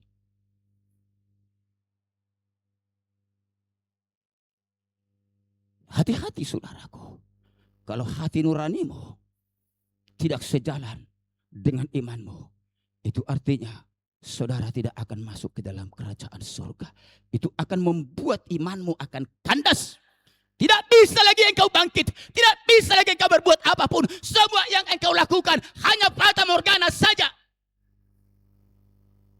Kalau sempat imanmu, hati nuranimu, atau imanmu kandas oleh karena hati nurani yang sudah rusak. Kita lihat dulu apa pesan Rasul Paulus kepada anak didiknya yang bernama Timoteus. Dalam 1 Timoteus pasal yang pertama. Kita lihat di sana seperti apa dikatakan oleh Paulus kepada Timoteus supaya hati-hati dengan hati nurani. 1 Timoteus pasal yang pertama ayat 18 sampai ayat 20.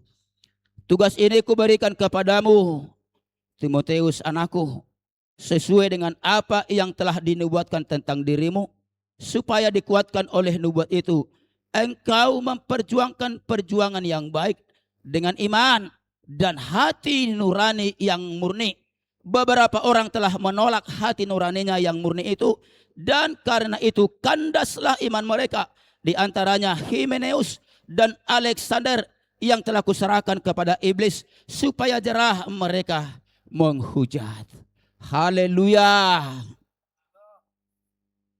Ketika Paulus berkata kepada Timotius, kalau hati nuranimu tidak lagi murni, hati nuranimu tidak lagi engkau dengarkan, maka itu akan berakibat imanmu kepada Tuhan akan kandas.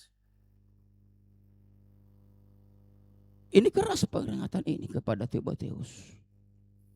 Muludang dibigi hobe suarani hati kecilmu. Yang sering di sana Tuhan menumpang berbicara secara pribadi tentang pelanggaran kita, tentang dosa kita, tetapi engkau terus menolak hati nurani itu, akibatnya imanmu akan kandas. Tahu kandas? Kapal laut kalau kandas dia, entah karena nyangkut di batu karang atau mungkin kedalaman lautnya itu terlalu dangkal, tidak sesuai dengan kapal ini, atau terdampar ke tepi pantai lalu kandas, tahu dia tidak akan bisa berbuat apapun. Dia akan diam di situ menunggu ajal.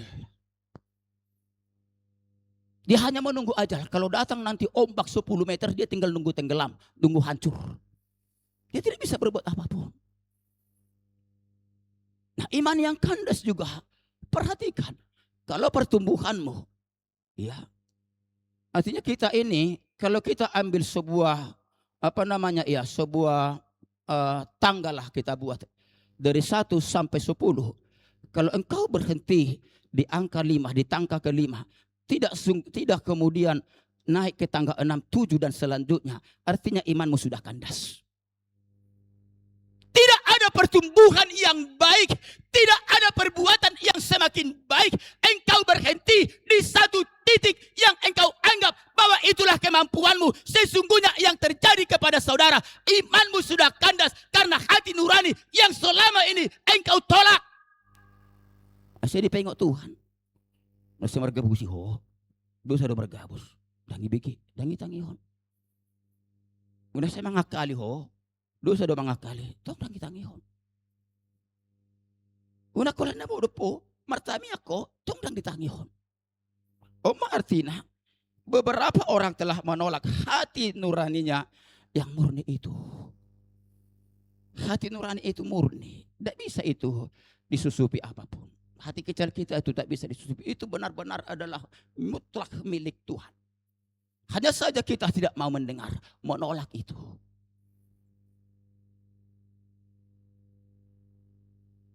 Sehingga akibatnya iman mereka dikatakan di sini menjadi kandas, yang berujung mereka menjadi penghujat Tuhan.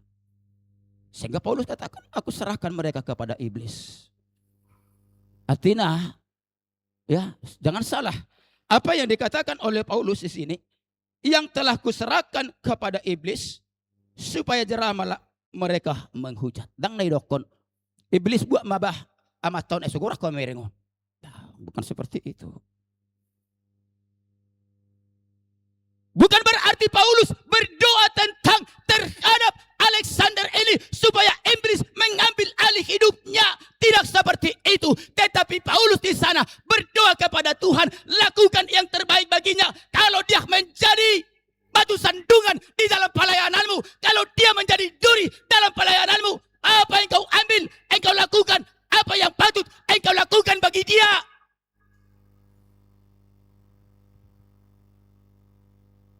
Tidak mungkin dihakimi, diusir. Lau mau hanon. Asok kuber, sutara jaraku kuberku. Saya pindah singo to saya jenai mita aku. Lah semarnai mubaho. Rejek ulako sobong muduk ben. Pangalom dang rengir. Lau mau na misoko. Bukan seperti itu. Paulus menyerahkan si Alexander. Ya. Siapa dikatakan di sini? Di antaranya Himeneus dan Alexander. Tapi Paulus berdoa, Tuhan, mau lu daktar aja be imana Tuhan. Dan hulu be manangyo katam Tuhan. Bahkan gabe sandungan imana Tuhan. Gabe duri imana Tuhan. Bahima sengod dia nadingkan demi pelayanan mohon. Demi huria mohon. Hidup tami aku. Dan hulu aku. Terbawa emosi. Terbawa suasana tidak. Saya akan katakan. Buat mah Tuhan, sungguh dia nadingkan. Alai mulu bodo pe paturiomo. Balia makesabaran diao. Lau mangacui mana. Lau macamita imana. Lia makesabaran. Alay mo lodang bede-bede ko Tuhan. Bah, terserah homa. Mula nang ambilom mo, ba ambil ma. Yun naman itong ujungan yan. Mula nang ambilom mo, ba ambil ma. Alay sa guru di homa. Kenapa? Paulus melihat bahwa hati nurani daripada Himeneus dan Alexander ini sudah membatu. Sudah tidak peduli tentang apa yang menjadi tuduhan Tuhan terhadap perilakunya. Yang penting dia lakukan apa yang dia mau, sesukanya sendiri. Dia kerjakan menurut dirinya sendiri. Dan tidak ada lagi satu perbuatan Tuhan melalui hati nurani mengingatkan dan dengan cara mi bah. Dak pas cara mi salah doh disi dang adong besong oni ngamen batu akan dasbe iman ni imana. Sehingga Paulus mengatakan, bahay masungod dia, nadinggat tu imana Tuhan. Molo na isita konomo, batir sira di homa. Molo danggope mo, tergatung di hodo, lomom do Tuhan. Ay dia maangguaw do. Artina, molo sape ido songoni, molo na isita konomo to hasit takon. Nang mulai do sa butula, ngatimbul cuk ni roha to si Paulus do. Cuk roha nama meri, daktar-taran. Pagudakku rohana, pagudakku akala. Padahal Tuhan memberikan hati nurani, hati kecil. Di sana suara Tuhan selalu dia perdengarkan. Mengingatkan segala perbuatan kita yang bertentangan dengan firman Allah. Tetapi ingat, kita sering menolak hati nurani yang murni, yang datang daripada Tuhan. Kita lebih mementingkan ego kita sendiri.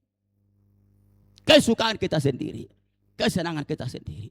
Lalu kita berkata, saya nggak bisa diatur oleh siapapun. Wah, ini sudah apalah saya bilang ya.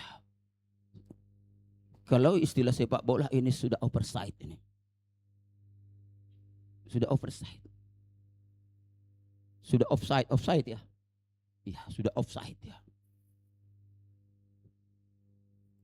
Sudah melewati batas aturan yang seharusnya kita tahu melalui hati nuranimu yang murni, di mana Tuhan akan selalu mengingatkan kita. Haleluya. Nah, dikatakan di sini, saudara-saudaraku yang kekasih, jikalau hati kita tidak menuduh kita, maka kita mempunyai keberanian percaya untuk mendekati Allah. Kalau di dalam bahasa Batak, tapi ini tidak bahasa resmi ya. Mungkin di daerah lain berbeda. Kalau bahasa Batak yang sering dikatakan ini tarotok. Getaran hati. Melubuk tarotokku bah. Dan berani bah.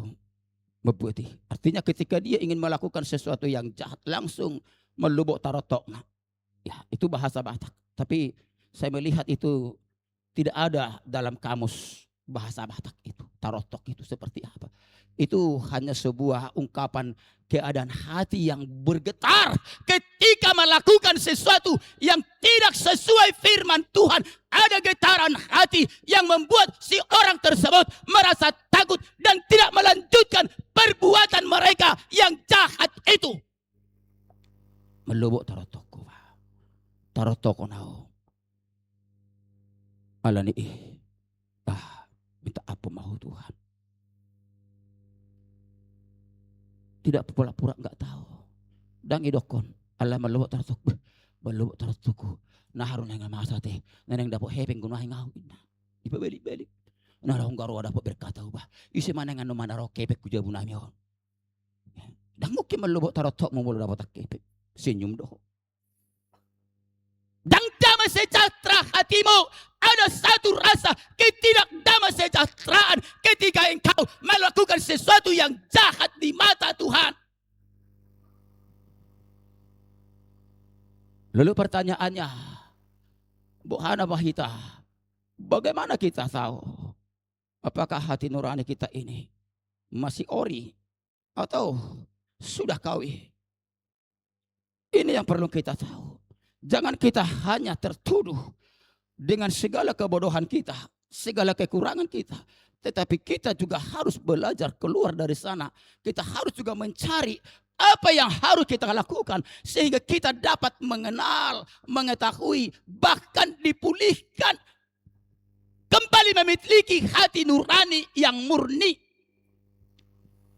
Ya tentu ada juga solusinya dari Tuhan. Tidak bisa Tuhan hanya terus menuduh kita dengan hati nurani yang jahat tanpa ada solusi yang kita bisa dapatkan supaya kita memperbaharui diri.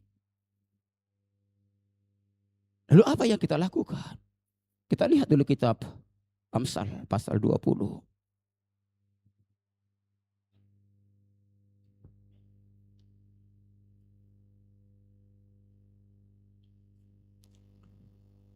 Amsal pasal 20. Ayatnya sebentar lagi. Ayat 30. Satu ayat. Bilur-bilur yang berdarah membersihkan kejahatan, dan pukulan membersihkan lubuk hati. Inilah tempat hati nurani tadi. Pertama dikatakan bilur-bilur yang berdarah membersihkan kejahatan. Bilur-bilur ini adalah gambaran penderitaan daripada Tuhan Yesus. Kesengsaraan yang dialami Yesus secara tubuh jasmani itu dilambangkan, digambarkan dengan bilur-bilur yang berdarah. Ada penderitaan, ada kesukaran yang siap ditanggung oleh Yesus, dan itu yang membersihkan kejahatan. Ketika saudara, kita siap juga menderita secara fisik bersama dengan Tuhan. Dalam 1 Petrus pasal yang pertama, bahwa firman Tuhan mengatakan di sana. Sebentar saya cari dulu.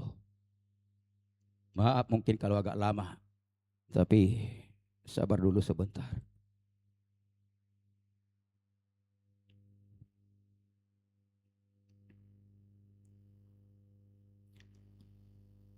Dia berbicara bahwa orang yang sudah menderita, mereka sudah menanggalkan dosa. 1 Petrus pasal yang keempat ya. Ya, 1 Petrus pasal yang keempat. Inilah maksud daripada Amsal pasal 20 tadi. Ini pertama, kedua nanti kita lihat. Jadi karena Kristus telah menderita penderitaan badani, kamu pun harus juga mempersenjatai dirimu dengan pikiran yang demikian. Karena barang siapa telah menderita penderitaan badani, ia telah berhenti berbuat dosa. Haleluya. Jadi Allah, saya mengelak dope ho siya penderitaan. Biluluho segala cara. Hapidang kehendak ni Tuhan. Maka sesungguhnya seperti kita Amsal tadi, bahwa kau masih ada dalam kejahatan. Bilur-bilur yang berdarah membersihkan kejahatan. Kata kitab Amsal, artinya orang yang mau menderita secara tubuh, secara badani, secara fisik, dikatakan oleh firman Tuhan, ia telah berhenti berbuat dosa. Tidak ada lagi kejahatan dalam dirinya. Jadi unak pasidik-sidik si tahun mo. Sampai semertami ako, sampai suberibadah ho, sampai sumalayani ho, holan aga si taonon naung suman adu karena bulu bahasa batak. Penderitaan yang kau anggap sudah sangat begitu mengerikan. Kalau terus Tuhan bawa engkau kepada penderitaan, artinya masih tersisa berbagai-bagai kejahatan di dalam diri saudara yang tidak kita sadari, dan membersihkan itu engkau harus menderita bilur-bilur yang berdarah, harus engkau genapi. Mulu seholan na menderita dope, holan na menderita dope, berarti nasi adong dope aka kejahatan dan selesai dope ita siap bagas. Alai mulu naung kemudian engkau sudah selesai dari sana. Artinya penderitaan yang engkau alami sudah membuat engkau berhenti untuk berbuat dosa, yang artinya kejahatan tidak lagi ada di dalam dirimu.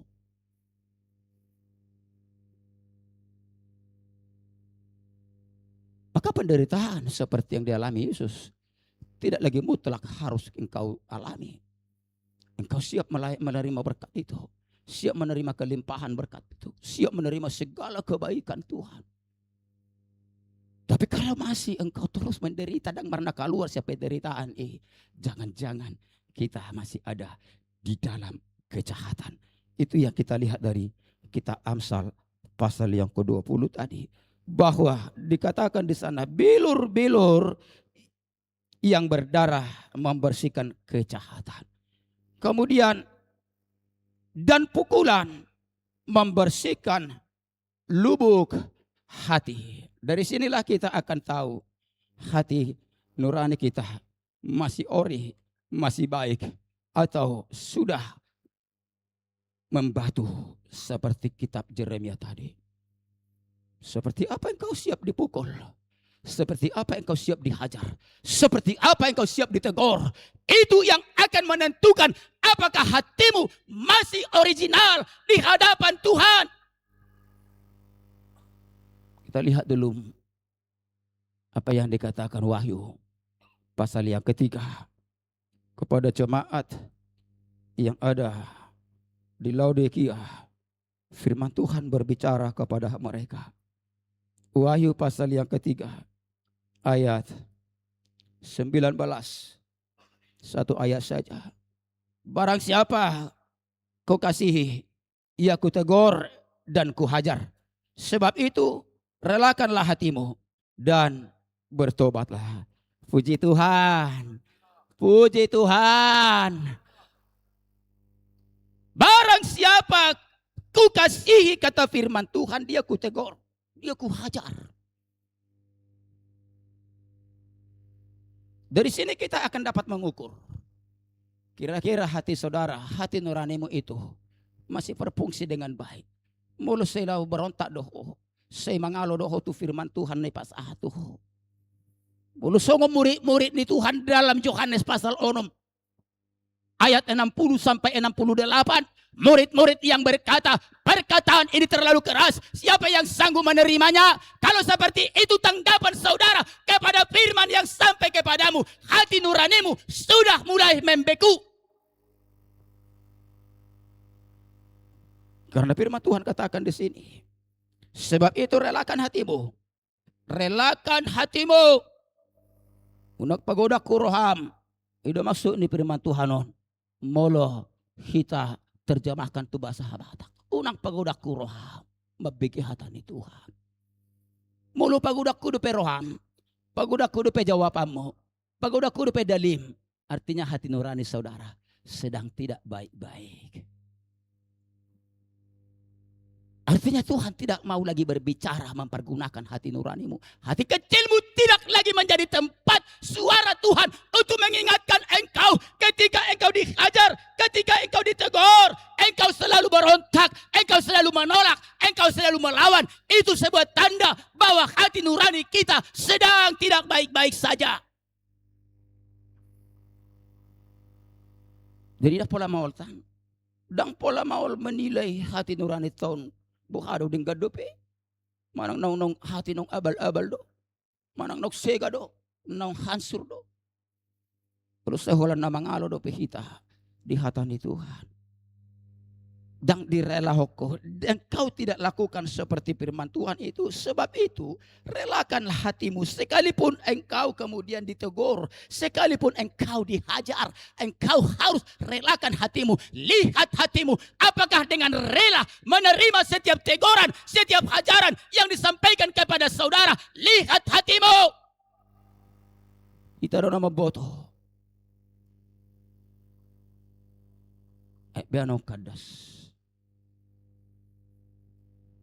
Jadi molonong terus dapat engkau temukan bah hati nuranimu itu sudah tidak baik-baik lagi. Ya. Maka lakukan seperti kita Amsal tadi. Lakukan seperti itu. Doakan itu kepada Tuhan. Apa penderitaan yang harus kutanggung? Apa penderitaan yang harus kutanggung? Dan apa pukulan yang harus kuterima? Jadi terima firman Tuhan itu. Kalaupun sepertinya kita terus dipukul, dihajar, itu Tuhan sedang ingin membersihkan lubuk hatimu. Haleluya.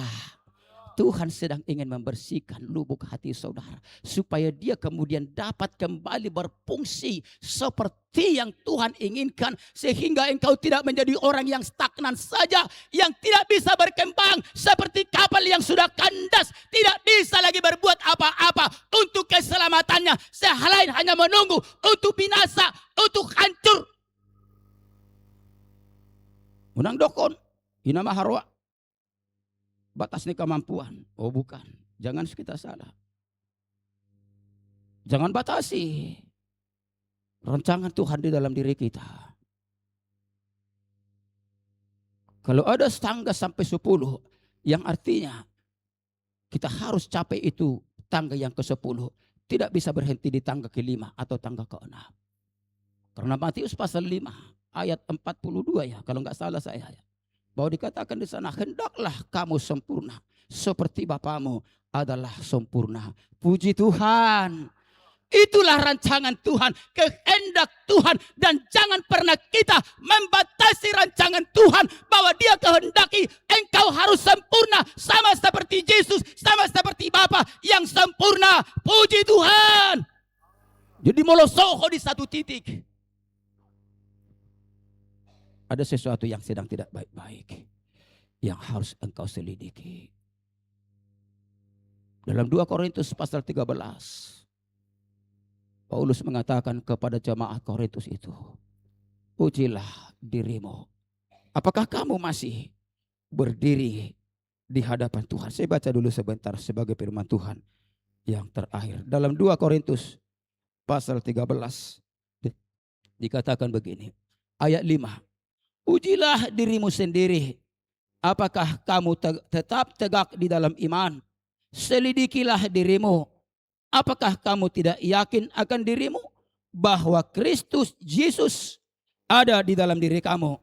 Sebab jika tidak demikian, kamu tidak tahan uji. Puji Tuhan. Uji dirimu, selidiki dirimu lewat responmu terhadap firman.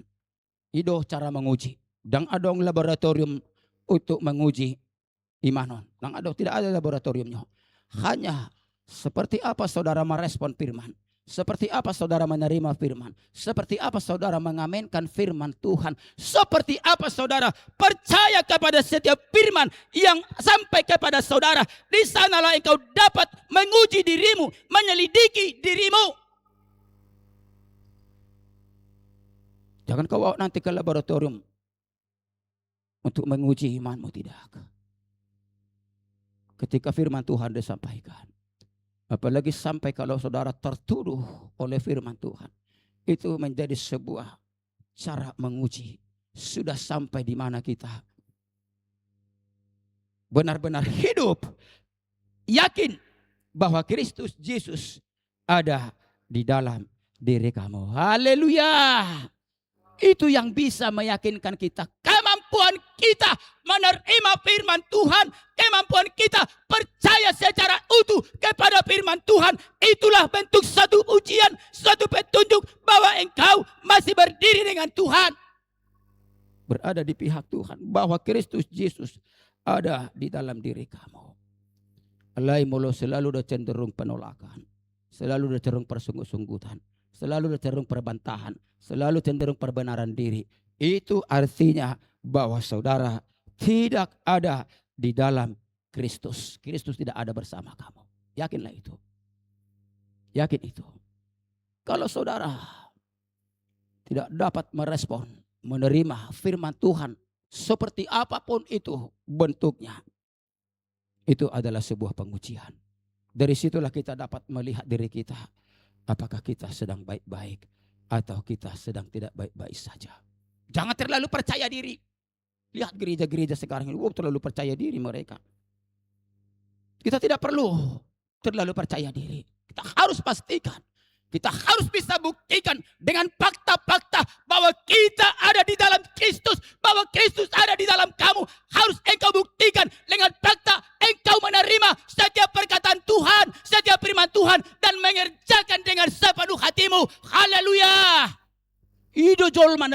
adong di bagasa Kristus. Diajari.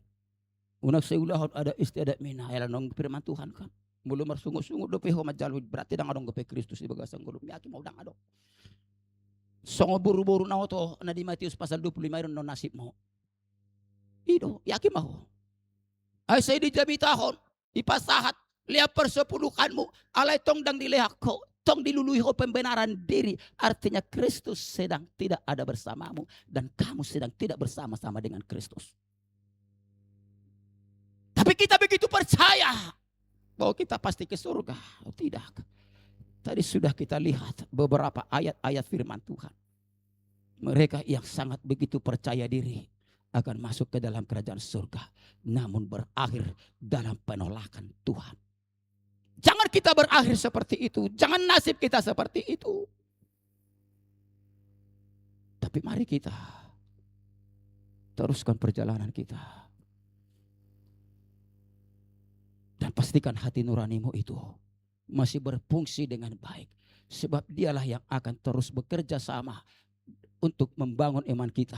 Menjaga iman kita, melindungi iman kita dari segala hal-hal yang jahat yang tidak dikehendaki Tuhan. Ada hati nurani yang Tuhan tempatkan di dalam hati kita menjadi satu alat monitoring untuk membuat kita tahu bahwa kita sedang melakukan hal-hal yang jahat, hal-hal yang buruk, dan jangan biasakan menolak hati nuranimu supaya imanmu tidak menjadi kandas. Puji Tuhan. Kita renungkan firman Tuhan ini. Perdulikan keselamatanmu. Tidak cukup dengan percaya. Tapi perhatikan hati nuranimu. Masihkah berbicara untuk menuduh segala pelanggaran dan dosamu. Itu yang harus kita doakan terus. Supaya kita tidak menjadi gagal paham untuk percaya kepada Tuhan. Puji Tuhan. Amin. Mari kita semua